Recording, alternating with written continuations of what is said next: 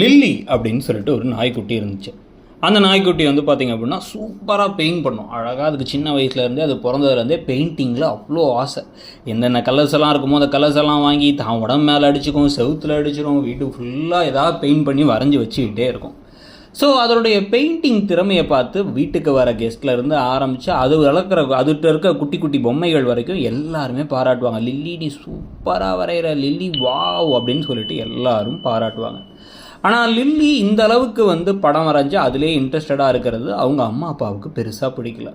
So அவங்க அம்மா அப்பா என்ன நினச்சாங்க அப்படின்னா, இதெல்லாம் வேஸ்ட் ஆஃப் டைம், இந்த மாதிரி தேவையில்லாமல் கலரோட விளையாடுறதை விட்டுட்டு வாழ்க்கைக்கு தேவையான ஒரு விஷயத்த பண்ணணும் அப்படின்ட்டு அந்த பெயிண்ட் ப்ரஷ் எல்லாம் வேணாம், முதல்ல அதெல்லாம் தூரம் போட்டுட்டு நீ வந்து நாங்கள் சொல்கிறத கேளு, ஒழுங்காக படி, மார்க் எடுத்து 10வது நல்ல மார்க் எடு, 12வது நல்ல மார்க் எடு, அதுக்கப்புறம் வந்து ஒரு டாக்டர் ஆகுன்னு சொல்கிறாங்க. ஆனால் இந்த நாய்க்குட்டி இல்லை நான் வரையணும்னா அதெல்லாம் வீட்டில் இருக்க சொந்தக்காரங்கள்லாம் வர சொல்லி பாருங்கள் எப்படி தேவையில்லாத வேலை பார்த்துக்கிட்டு இருக்க பாருங்கள், நாங்கள் சொல்கிறதே கேட்க மாட்டேங்குது, ஒழுங்காக படி அப்படின்னு படிக்க வச்சுட்டாங்க. ப்ரஷ்ஷை பிடிங்க வச்சு அந்த பிள்ளைய படிக்க வைக்க இந்த மயிலை பிடிச்சி காலை உடச்சி ஆட சொல்கின்ற உலகம், குயிலை பிடிச்சி கூண்டில் அடைச்சி பாட சொல்கின்ற உலகம் வாங்கலாம், அந்த மாதிரி ஆயிடுச்சு. பெயிண்டிங்கை மறந்து படித்து அப்படியே வந்து என்ன பண்ணலாம் அது வாழ்க்கையில் அப்படின்னு யோசிக்க ஆரம்பித்து ஒரு கட்டத்தில் வளர்ந்ததுக்கப்புறமா நல்ல மார்க்கும் எடுத்து ஒரு டாக்டரும் ஆகியாச்சு. ஸோ டாக்டர் ஆகி நல்ல சம்பளம், கை நிறைய சம்பளம், நல்ல ஒரு மதிப்பான வேலை அப்படின்னு வந்து லில்லி போயிட்டு வரதை பார்த்து அவங்க அம்மா அப்பாக்கெலாம் ஒரே சந்தோஷம். எங்கள் பொண்ணு டாக்டர் ஆகிட்டா, நாங்கள் டாக்டர் இல்லை இன்ஜினியர் மட்டும்தான் ஆப்ஷனே கொடுத்தோம், அது டாக்டர் ஆகிட்டா அப்படின்னு வந்து எல்லோரும் மாற்றி பாராட்டிகிட்டு இருக்க. ஆனால் ஒரு நாள் அந்த ஹாஸ்பிட்டல்லையே ஒரு மாதிரி பிரேக் டவுன் ஆகும்ல, அந்த மாதிரி கோவப்பட்டு கத்திட்டு நேராக வீட்டுக்கு வராங்க. வீட்டுக்கு வந்தும் கோவமாகி கத்திக்கிட்டே இருக்காங்க. லில்லியுடைய குணமே மாறிடுச்சு.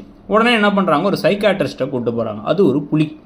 ஸோ அந்த புலிக்கிட்ட கூப்பிட்டு போயிட்டு அவர்கிட்ட வந்து விசாரிக்கிறாங்க, என்ன தான் பிரச்சனை எங்கள் பிள்ளைக்கு அப்படின்னு விசாரிக்கும் பொழுது அவர் உட்கார வச்சு எல்லாத்தையும் விசாரித்து எல்லாத்தையும் கேட்டு தெரிஞ்சுக்கிட்டு அந்த பொண்ணுக்குன்னு இந்த கனவை ஆசையை உடச்சி உங்கள் ஆசையை அவன் மேலே திணிச்சதுனால அவன் மனசெல்லாம் பெயிண்டிங்லேயே தான் இருக்குது. மனசெல்லாம் பெயிண்டிங்கில் இருக்கிறதுனால இந்த வேலையில் என்ன தான் வந்து அவள் சம்பாதிச்சாலும் என்ன செஞ்சாலும் மதிப்பு மரியாதை இருந்தாலும் அவளால் நிம்மதியாக இருக்க முடியல. வேறு ஒருத்தவங்களோட வாழ்க்கையை வாழ்கிற மாதிரி வந்து லில்லி ஃபீல் பண்ணுறாள். அதனால் அவளுக்கு பிடிச்ச வாழ்க்கையை அமைச்சுக்கிறதுக்கான ஒரு வாய்ப்பை கொடுங்க அப்படின்னதுக்கப்புறமா அந்த புலிக்குட்டி சொன்னதை கேட்டு அவங்க அம்மா அப்பா கொஞ்சம் நாளைக்கு நீ பிரேக் எடுத்து படம் வர, உனக்கு அதுதான் பிடிச்சிருக்குன்னா பண்ணு அப்படின்ட்டாங்க. உடனே இதுவும் போய் படம் வரைய ஆரம்பிச்சு சூப்பராக வரைஞ்சி கடைசியில் வந்து பார்த்திங்கன்னா எக்ஸிபிஷன் வச்சு இதனுடைய படங்கள்லாம் வந்து பல லட்சம் ரூபாய்க்கு விற்கிற அளவுக்கு வளர்ந்துருச்சு.